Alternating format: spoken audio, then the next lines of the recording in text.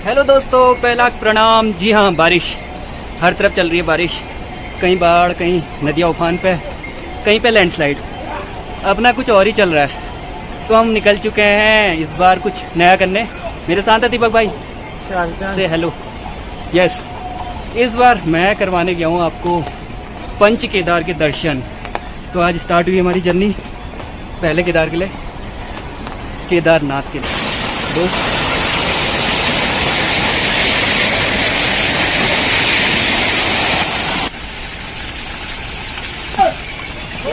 बम बम बोले। बैजी खुद ही घोड़ा बने। बैग दे दो, बैग ले जाते हो। नहीं नहीं, बढ़िया चल रहा है। बिना बैग के तो हम आ ही नहीं पाएंगे। क्या बोले, ये बिरती वाटर फॉल।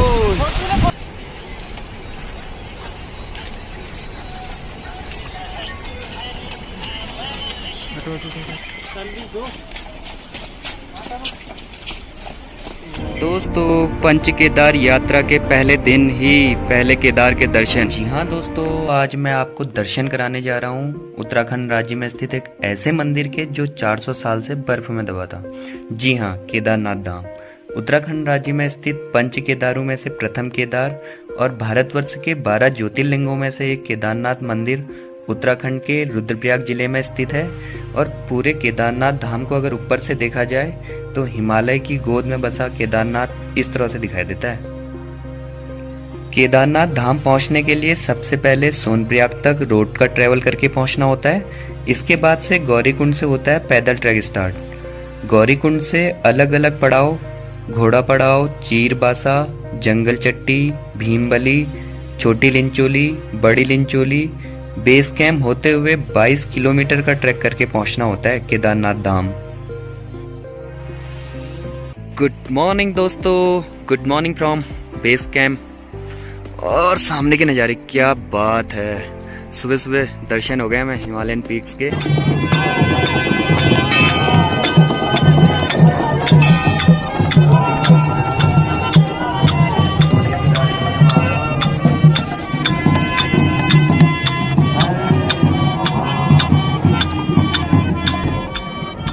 दोस्तों, केदारनाथ मंदिर के लिए ऐसी मान्यता है कि जब पांडवों ने महाभारत का युद्ध जीत लिया था तब उन्हें इस बात की ग्लानि हो रही थी कि उन्होंने अपने सगे भाइयों और सगे संबंधियों का वध किया है। इन पापों से मुक्ति पाने के लिए पांडव जो हैं भगवान शिव के दर्शन करना चाहते थे, क्योंकि भगवान शिव ही उन्हें माफ कर सकते थे।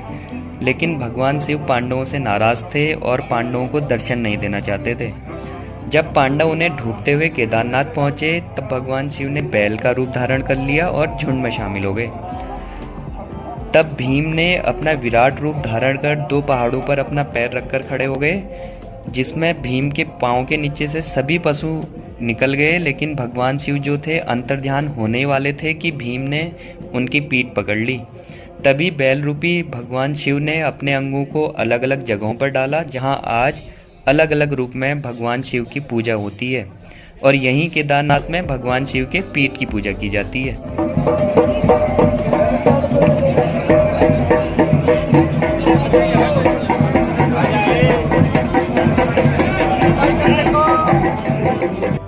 दोस्तों, केदारनाथ मंदिर जो है ये केवल 6 महीने के लिए खुलता है और 6 महीने यह बंद रहता है। मंदिर जो है वैसाखी के दिन खोला जाता है और दीपावली के बाद बंद किया जाता है। और सबसे मान्यता वाली बात तो ये है कि जब मंदिर बंद होता है तो यहाँ पर पुजारी जो हैं एक दीपक जलाकर जाते हैं, और वह दीपक जो है 6 महीने के बाद जब मंदिर खोला जाता है तब तक जलता रहता है। यहाँ पर मंदिर के कपाट जब बंद होते हैं उसके बाद भगवान के विग्रह और जो दंडी है उसको 6 माह के लिए ऊखीमठ के ओमकारेश्वर मंदिर में लेकर जाया जाता है और वहीं पर पूजा की जाती है। दोस्तों, केदारनाथ मंदिर जो है 400 साल तक बर्फ के नीचे दबा था, जिसके कारण मंदिर को बहुत ही क्षति यहाँ पर हुई थी। 8वीं शताब्दी में आदि शंकराचार्य जी ने फिर से इस मंदिर का जीर्णोद्धार यहाँ पर किया था।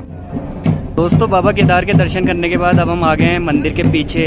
यहाँ पर ये है भीमशिला, जिसने 2013 में जब ऊपर से फ्लड आया था तब ये भीमशिला यहाँ पर आ गई थी और इसने पूरे केदार धाम को यहाँ पे सुरक्षित रखा।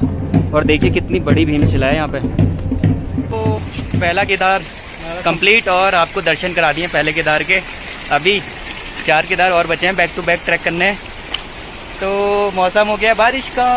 दीपक भाई कैसा लगा? मस्त एकदम मस्त एकदम। फीलिंग। यस, अब है अगला वाला केदार टप हमारा। क्या बात है दोस्तों, पहले केदार के दर्शन करने के बाद हम सेम डे में सोनप्रयाग पहुंचे और सोनप्रयाग से उखीमठ होते हुए 75 किलोमीटर का ट्रैवल करके रांसी गांव पहुंचे। इस दिन हमने रांसी गांव में ही स्टे किया और अगले दिन हमने रांसी गांव से अपना पैदल ट्रैक स्टार्ट किया। अब जर्नी हमारी शुरू हो गई है सेकंड केदार की। अकतोली धार से हमने ट्रैक स्टार्ट किया है यहाँ पे रांसी विलेज के बाद, और यहाँ से सबसे पहले हम जा रहे होंगे गोंडार विलेज, और गोंडार विलेज के बाद क्योंकि जो खड़ी चढ़ाई है ना, मत पूछो क्या हाल होने वाला है। तो यहाँ से टोटल 15 किलोमीटर का ही ट्रैक है और तब पहुँचे होंगे हम सेकंड केदार। दोस्तों, द्वितीय केदार मदमहेश्वर मंदिर के लिए अकतोली धार से गोंडार गांव का जो 6 किलोमीटर का ट्रैक है वो आसानी से हो जाता है, लेकिन गोंडार गांव से मदमहेश्वर मंदिर पहुंचने का जो 9 किलोमीटर का ट्रैक है वो खड़ी चढ़ाई वाला है और काफ़ी थकाने वाला भी है। जी हाँ दोस्तों, आज मैं आपको दर्शन कराने वाला हूँ द्वितीय केदार मदमहेश्वर मंदिर के। उत्तराखंड राज्य के रुद्रप्रयाग जिले में 11,500 फीट पर हिमालय की गोद में बसा यह मंदिर जो है पंच केदार मंदिरों में दूसरे नंबर पर आता है। मदमहेश्वर मंदिर पहुंचने के लिए आपको एक लंबा रोड ट्रेवल करके पहुंचना होता है रांसी विलेज। रांसी विलेज से 15 किलोमीटर का कठिन ट्रैक करके पहुंचना होता है मदमहेश्वर मंदिर। दोस्तों, अगर आप भी मदमहेश्वर मंदिर आ रहे हैं तो यहाँ पर जो बूढ़ा मदमहेश्वर मंदिर है वहाँ पर भी ज़रूर से विजिट कीजिएगा।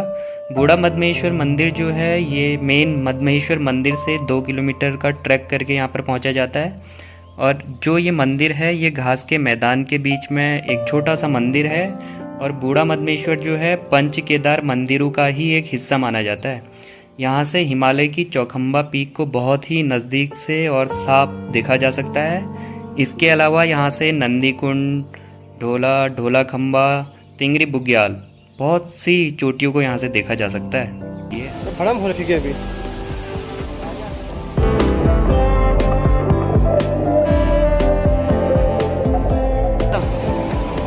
बनतोली विलेज में यहाँ पे हो रहा है मोरखंडा और नंदाकिनी रिवर का संगम। तो मोरखंडा रिवर जो है ये आ रही है चौखंबा से और नंदाकिनी आ रही है नंदी कुंड से। यहाँ से मिलने के बाद आगे कहलाती है ये मधु गंगा और जाके मिलती है मंदाकिनी में। काफ़ी खूबसूरत संगम का नज़ारा।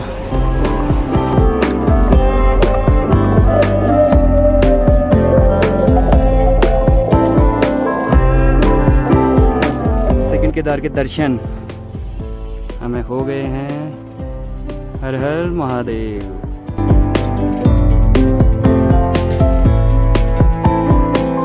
आरती करने का सौभाग्य प्राप्त हुआ।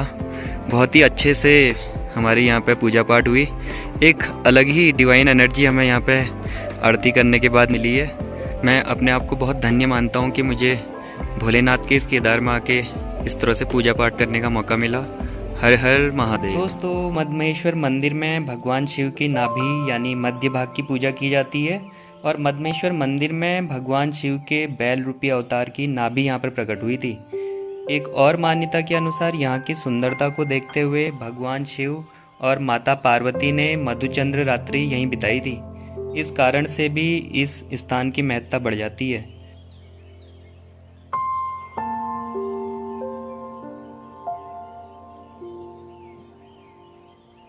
मदमहेश्वर मंदिर के अंदर नागल के आकार का शिवलिंगम और अर्धनारीश्वर आदि शिव और आदि पार्वती की मूर्ति यहाँ पर स्थापित है। और मंदिर जो है नवंबर से अप्रैल तक यहाँ पर बंद रहता है, और मिड अप्रैल से मिड अक्टूबर तक यहाँ पर मंदिर के कपाट खुले रहते हैं।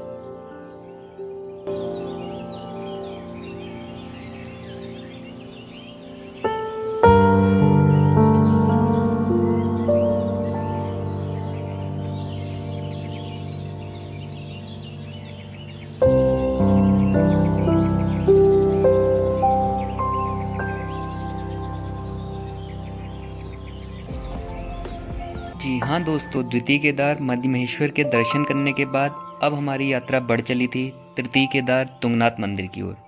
उत्तराखंड राज्य के रुद्रप्रयाग जिले में तुंगनाथ एक ऐसा मंदिर है जो तुंगनाथ के राजसी पहाड़ों के बीच बसा है।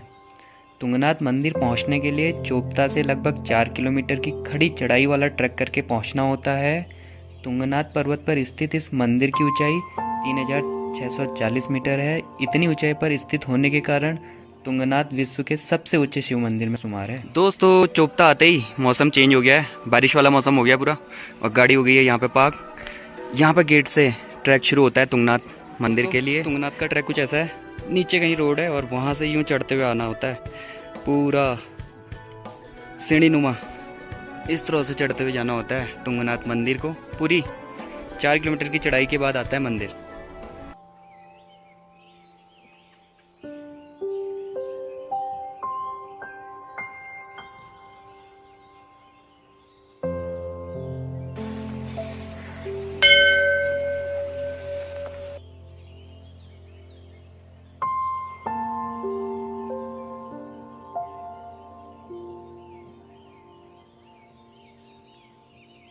दोस्तों तुंगनाथ मंदिर भी बाकी 3 केदारनाथ, मद्महेश्वर और रुद्रनाथ मंदिर इनकी तरह मिड अप्रैल से मिड अक्टूबर तक खुला रहता है और बाकी 6 महीने बर्फ से ढके रहने के कारण मंदिर बंद रहता है। सर्दियों में जब मंदिर बंद हो जाता है तब मुख्य मूर्ति को पास के गांव मक्खू मठ में रखा जाता है और वहीं 6 महीने तक पूजा होती है। तुंगनाथ मंदिर में भगवान शिव के हृदय और भुजाओं की पूजा होती है। मंदिर के अंदर काले पत्थर से बना शिवलिंग स्थापित है और मुख्य प्रवेश द्वार पर भगवान शिव की सवारी नंदी के दर्शन सबसे पहले होते हैं और मंदिर के अंदर शिवलिंग के आसपास काल भैरव, महर्षि व्यास और अष्ट धातु से बनी मूर्तियां स्थापित की गई हैं। दोस्तों इसी के साथ 3rd केदार के भी दर्शन हमने आपको करा दिए हैं। 3रा केदार भी हमारा कंप्लीट। अब है इंतजार 4th केदार का, जो कि सबसे टफ ट्रैक है। और दीपक भाई आप आ रहे हो नहीं आ रहे हो? मुश्किल लग रहा है मुझे। दीपक भाई कह रहे हैं कि मुश्किल लग रहा है। मेरा घुटना। हाँ, दीपक भाई का घुटना पूरा खुल गया है। जो हम कहते हैं ना ट्रैक पे चलते हुए घोड़े खुल गए, वो घोड़े यहाँ खुल गए। अब रुद्रनाथ अकेले करना पड़ेगा। दोस्तों तृतीय केदार तुंगनाथ के दर्शन करने के बाद अब मेरा सफर शुरू होता है 4th केदार रुद्रनाथ मंदिर के लिए। रुद्रनाथ मंदिर पहुंचने के लिए सगर विलेज से कठिन चढ़ाई वाला 22 किलोमीटर का ट्रैक करने के बाद पहुंचना होता है। दोस्तों रुद्रनाथ मंदिर जो है यह 5 केदारों में सबसे कठिन ट्रैक वाला है। यहाँ पहुँचने के लिए 3 रास्ते हैं और पहला जो रास्ता है वो शुरू होता है मंडल टाउन से, जो कि अनुसुईया माता मंदिर होते हुए रुद्रनाथ मंदिर तक पहुँचता है। दूसरा रास्ता शुरू होता है उर्गम गांव से, जो कि और कठिन चढ़ाई वाला ट्रैक है। मेरा आज का सफर शुरू होने वाला है सगर विलेज से, तो चलते हैं अभी रुद्रनाथ मंदिर के लिए। 3rd केदार के बाद अब बारी है 4th केदार रुद्रनाथ मंदिर की। और आधी चढ़ाई तो मैं चढ़ चुका हूँ, हालत बहुत ख़राब है, बहुत चढ़ाई है। तो दोस्तों इस बार मैं दर्शन करवाने वाला हूँ रुद्रनाथ महादेव के, और बैक टू बैक 5वें दिन में ये मेरा 4था ट्रैक है।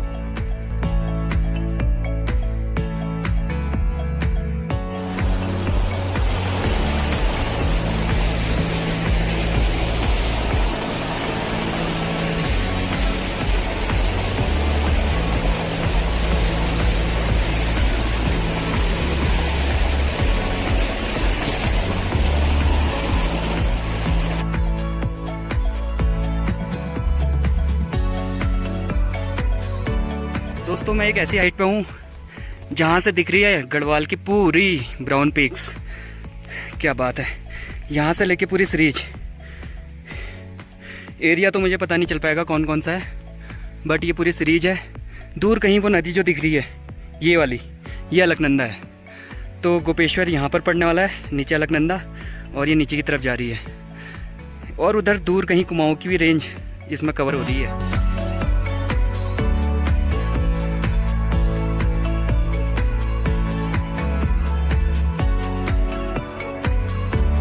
मैं निकला था सगर से 5:30 बजे और यहाँ पर आ गया हूँ 11 बजे। तो मंदिर के कपाट बंद होने से पहले ही मैं यहाँ पे पहुँच गया हूँ और दर्शन करने वाला हूँ। और आज का ही प्लान मेरा ये है कि आज ही वापस सगर जा रहा हूँ। फ्लावर देखिए एक से एक। सितंबर अक्टूबर में तो गजब के नज़ारे होते हैं यहाँ पे। दोस्तों कपाट बंद होने से पहले ही मैं पहुँच गया हूँ यहाँ पे मंदिर में और दर्शन करने वाला हूँ, पूजा पाठ करने वाला हूँ। मौसम बिगड़ रहा है लेकिन भगवान का आशीर्वाद मैं टाइमली यहाँ पहुँच गया। ओम रुद्रेशाय नमः। दोस्तों इसे रुद्रनाथ मंदिर का रहस्य कहा जाए या कुछ और, लेकिन यहाँ स्थापित जो शिवलिंग है वो सभी के लिए किसी रहस्य से कम नहीं है। प्राचीन कथा के अनुसार यहाँ शिव के बैल रूपी अवतार का मुख प्रकट हुआ था, इसीलिए इसे स्वयंभू शिवलिंग के नाम से भी जाना जाता है। शिवलिंग एक मुख की आकृति लिए हुए है जिसकी गर्दन टेढ़ी है और यह शिवलिंग जो है एक प्राकृतिक शिवलिंग है जिसकी गहराई का आज तक पता नहीं लगाया जा सका है। दूर दूर से जो भक्तगण हैं इसी के दर्शन करने और महादेव का आशीर्वाद लेने यहाँ आते हैं। इसके आसपास बने मंदिरों में पांचों पांडवों, उनकी माता कुंती, पत्नी द्रौपदी, वन देवता और वन देवियों के साथ साथ कई छोटी छोटी मूर्तियां भी स्थापित हैं। मंदिर के दाईं ओर यक्ष देवता का मंदिर है जिन्हें स्थानीय लोग जाग देवता के नाम से जानते हैं। दोस्तों अभी मैं हूँ यहाँ पे चतुर्थ केदार रुद्रनाथ मंदिर में और अच्छे से दर्शन हो गए हैं, पूजा पाठ हो गई है। मुझे सौभाग्य मिला, भोले शंकर का आशीर्वाद था कि टाइमली मैं यहाँ पे पहुँच गया कपाट बंद होने से पहले, और अच्छे से दर्शन भी हो गए, ध्यान भी मैंने कर लिया है। क्या शांति है, क्या शांति है।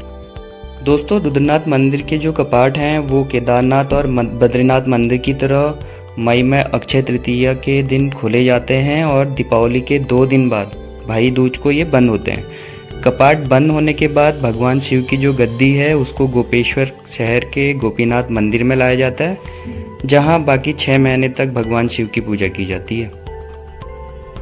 दोस्तों ठीक मेरे पीछे यह है रुद्रनाथ मंदिर और मैंने अपनी वीडियो के जरिए आपको चतुर्थ केदार के भी दर्शन करा दिए हैं। अब बारी है इसके बाद 5वें केदार की, कल्पेश्वर मंदिर की। तो जल्दी मैं आपको कल्पेश्वर मंदिर की वीडियो भी दिखा रहा हूँ। तो इसी के साथ मेरे 5 केदार जो ये यात्रा है ये पूरी हो जाएगी। दोस्तों जी हाँ दोस्तों, 4 केदार मंदिरों के दर्शन करवाने के बाद आज की जो हमारी यात्रा है वो है 5वें केदार कल्पेश्वर महादेव की। कल्पेश्वर महादेव जो है उत्तराखंड राज्य के चमोली जिले में स्थित पंच केदारों में अंतिम केदार है, जहां एक और सर्दियों में बहुत ज़्यादा बर्फबारी के कारण बाकी 4 केदार मंदिर 6 महीने के लिए बंद हो जाते हैं, वहीं कल्पेश्वर महादेव मंदिर जो है ये साल भर खुला रहता है।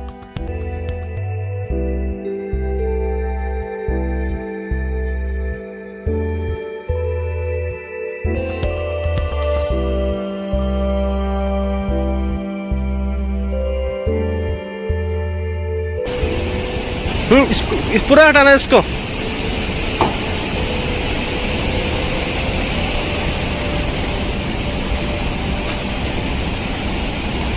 तो भैया कुछ ऐसी रोड है यहाँ की।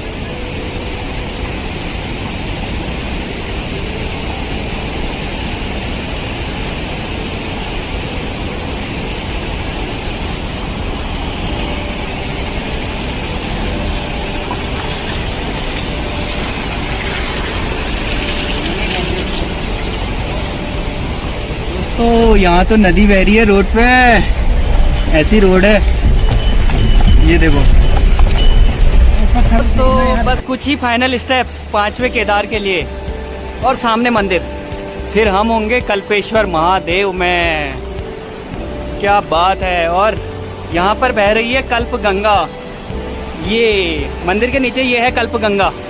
क्या शानदार नज़ारे हैं, सामने वाटरफॉल और फिसलन है।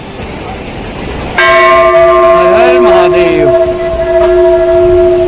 जय हो भोले शंकर। कल्पेश्वर मंदिर जो है ये लगभग 7200 फीट पर स्थित है। वैसे तो मंदिर छोटा सा है लेकिन इसकी जो संरचना है वो बहुत ही अद्भुत है। कल्पेश्वर शिवलिंग जो है एक गुफा में स्थित है जहां भगवान शिव की जटाओं की पूजा की जाती है। हिंदू धर्म में कल्प वृक्ष को स्वर्ग का सबसे महत्वपूर्ण वृक्ष माना जाता है। इसी वृक्ष को भगवान श्री कृष्ण अपनी पत्नी सत्यभामा के कहने पर स्वर्ग लोक से पृथ्वी लोक पर लेकर आए थे। पृथ्वीवासियों के लिए यह वृक्ष जो है वरदान देने वाला होता है। प्राचीन समय में ये बोला जाता है कि कल्पेश्वर की इस भूमि पर कल्प वृक्ष हुआ करते थे। यहाँ की एक और मान्यता ये भी है कि महान ऋषि दुर्वासा ने इसी जगह पर कल्प वृक्ष के नीचे बैठकर बहुत समय तक ध्यान लगाया था और तपस्या भी की थी, तभी से इस स्थान को कल्पेश्वर यहाँ पर कहा जाता है। दोस्तों पंच केदार यात्रा हमारी पूरी हो गई और बहुत ही अच्छे से दर्शन हुए हैं। भोलेनाथ का आशीर्वाद था। मैं अपने आप को बहुत सौभाग्यशाली मानता हूँ कि 6 दिन में ही पंच केदार के दर्शन हो गए और इसमें आपने देखा बहुत ही लंबा ट्रेवल, जितना लंबा ट्रैवल था उतने ही लंबे ट्रैक भी थे। तो 6 दिन में ये पूरा ट्रैवलिंग भी ट्रैकिंग भी भोलेनाथ की कृपा से। जिस भी मंदिर में हम पहुंचे वहाँ मौसम साफ, अच्छे से पूजा पाठ। जो ये पंच केदार है ये सीरीज जीके में भी काफी बार उत्तराखंड के जीके में आता भी, और पूरी डिटेल्ड मैंने वीडियो ये बनाई है कहाँ पर क्या है क्या नहीं है। तो ये बहुत हेल्पफुल भी रहने वाली है। अभी तब तक के लिए इजाजत दीजिए। जय भोले, जय महाकाल, बाय बाय, हर हर महादेव। हर हर महादेव।